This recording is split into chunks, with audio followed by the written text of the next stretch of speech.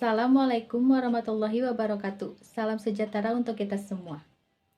Yang terhormat kepada Ibu Lili Suryani MPD dan teman-teman yang saya hormati. Puji serta syukur kehadirat Tuhan Yang Maha Esa, karena atas rahmat dan karunia-Nya kita semua bisa berkumpul di sini dalam keadaan sehat. Ibu dosen dan teman-teman yang saya banggakan, izinkan saya mewakili pembukaan kelompok ini. Perkenalkan, nama saya Fatin Salsa Nabila. Di sini ada rekan saya yaitu Ine Fatmawati, Eis Winda Ningsih, Livia Sinta Pramanik, dan Nasrul Ismail. Baik, kami akan membawakan materi yang berjudul Tantangan-tantangan implementasi Pancasila pada sila pertama, yaitu ketuhanan yang Maha Esa beserta solusinya. Tantangan pertama akan dibacakan oleh saya. Pertama, kurangnya kesadaran akan keberagaman. Tantangannya, sebagian masyarakat belum sepenuhnya menerima keberadaan agama lain, yang dimana itu sebagai bagian dari kehidupan berbangsa. Sikap ketidaksukaan pada agama orang lain dan lebih mengutamakan agama sendiri. Itu akan menimbulkan sifat tidak bisa menghargai akan perbedaan di sekitar.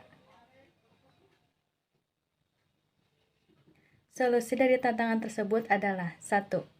Menerapkan nilai toleransi. 2. Menanamkan nilai keberagaman sejak dini. 3. Tidak melakukan diskriminasi. 4. Tidak mengganggu proses ibadah agama orang lain. 5. Tidak memaksakan keyakinan agama pribadi kepada orang lain. Mungkin segitu yang bisa saya sampaikan. Tantangan selanjutnya akan dibacakan oleh rekan saya. Hai. Selanjutnya, tantangan implementasi Pancasila dalam kehidupan sehari-hari yaitu intoleransi. Nah, apa itu intoleransi? Intoleransi adalah sikap atau perilaku yang tidak toleran terhadap perbedaan seperti perbedaan agama, suku, ras, genre, dan lain sebagainya. Nah, dampak dari intoleransi ini adalah kekerasan, diskriminasi ya. Nah, teman-teman, jenis-jenis intoleransi di Indonesia banyak sekali macamnya ya. Di antaranya ada intoleransi beragama, intoleransi rasial, intoleransi politik, begitu ya. Nah, kalau yang sedang marak sekarang di media sosial itu adalah tentang diskriminasi ya. Jadi itu termasuk ke dalam intoleransi rasial, intoleransi agama juga masuk ya. Soalnya di situ ada diskriminasi gitu. Jadi kalau bahasa ininya mah diskriminasi itu menjatuhkan begitu. Nah, teman-teman, tantangannya tadi kan intoleransi. Nah, sekarang kita harus mencari solusinya seperti apa untuk intoleransi tersebut. Jadi, solusinya itu mungkin dengan pendidikan, dengan kesadaran ya, terus kita saling menghormati antar perbedaan. Jadi jangan pernah membeda-bedakan karena Indonesia itu adalah Bhinneka Tunggal Ika, berbeda-beda tetapi satu tujuan. Selanjutnya kita harus lebih berempati begitu. Nah, teman-teman, mungkin itu saja yang bisa saya sampaikan. Tantangan selanjutnya akan dilanjutkan oleh teman saya. Bye. Baik, saya Elis Winda Ningsih, izin melanjutkan tantangan implementasi Pancasila dan solusinya mengenai radikalisme dan ekstremisme. Radikalisme dan ekstremisme merupakan sikap yang mendorong tindakan berlebih, fanatik, serta intoleran terhadap perbedaan dan keberagaman. Radikalisme dan ekstremisme merupakan ancaman serius yang ada di Indonesia bagi persatuan dan agama yang ada di Indonesia. Tantangan akibat radikalisme dan ekstremisme yaitu intoleransi terhadap keberagaman, politisasi agama, dan penyebaran ideologi melalui teknologi. Mungkin solusinya adalah pendidikan karakter dan moderasi beragama, penguatan literasi digital, dan pengawasan terhadap konten radikal.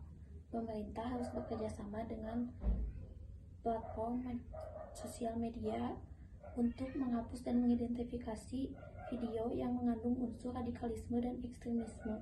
Jadi, radikalisme dan ekstremisme hanya dapat diberantas dengan pendekatan yang komprehensif, melibatkan pendidikan, pemberdayaan sosial, penegakan hukum, dan kerjasama masyarakat.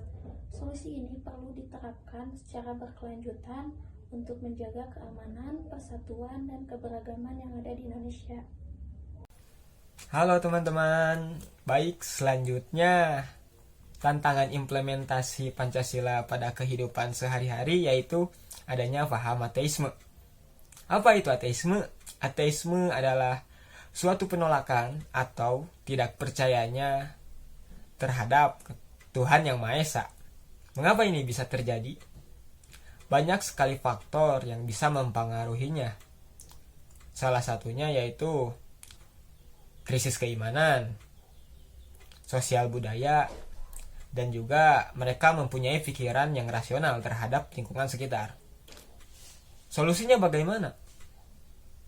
Kita bisa menerapkan pendidikan keagamaan di usia dini agar mereka terhindar dari paham ateisme. Yang kedua, kita bisa berdialog dengan mereka, di mana dialog tersebut kita tidak boleh menghakimi atas pendapat yang mereka ungkapkan. Selanjutnya kita bisa menerapkan sesuatu sikap yang dianjurkan oleh agama seperti kasih sayang, keadilan, kejujuran, dan juga perilaku positif terhadap lingkungan sekitar. Baik Akang Teteh, saya izin melanjutkan ya. Selanjutnya pergeseran nilai keagamaan dalam implementasi sila pertama. Yang pertama, pergeseran nilai keagamaan dalam sila pertama. Pergeseran yang dimaksud dapat terlihat dalam beberapa fenomena, diantaranya komersiasi agama, radikalisasi agama, politik identitas agama, dan kurangnya toleransi antar umat beragama. Meskipun sila pertama mengajarkan keberagaman dan toleransi, dalam praktiknya sering terjadi ketegangan antara memeluk agama, bahkan hingga konflik sosial karena implementasi yang sempit terhadap ajaran agama. Yang kedua, solusi untuk pergeseran nilai keagamaan. Pertama, penguatan pendidikan agama yang modern dan toleransi. Yang kedua, meningkatkan pemahaman terhadap Pancasila sebagai pedoman hidup. Yang ketiga, penegakan hukum terhadap intoleransi dan radikalisasi agama. Yang ketiga, dialog antar umat beragama. Dengan langkah-langkah tersebut, pergeseran nilai dalam implementasi sila pertama Pancasila dapat diminimalkan dan Indonesia tetap dapat menjaga keberagaman serta kedamaian dalam kehidupan beragama sesuai dengan pelajaran Pancasila. Sekian dari saya kembalikan lagi kepada moderator. Demikian materi yang bisa kami sampaikan. Mohon maaf jika ada kesalahan kata yang kami ucapkan. Terima kasih kepada Ibu dosen dan teman-teman yang saya hormati. Semoga apa yang kami sampaikan bisa bermanfaat bagi banyak orang. Kami pamit undur diri. Wassalamualaikum warahmatullahi wabarakatuh.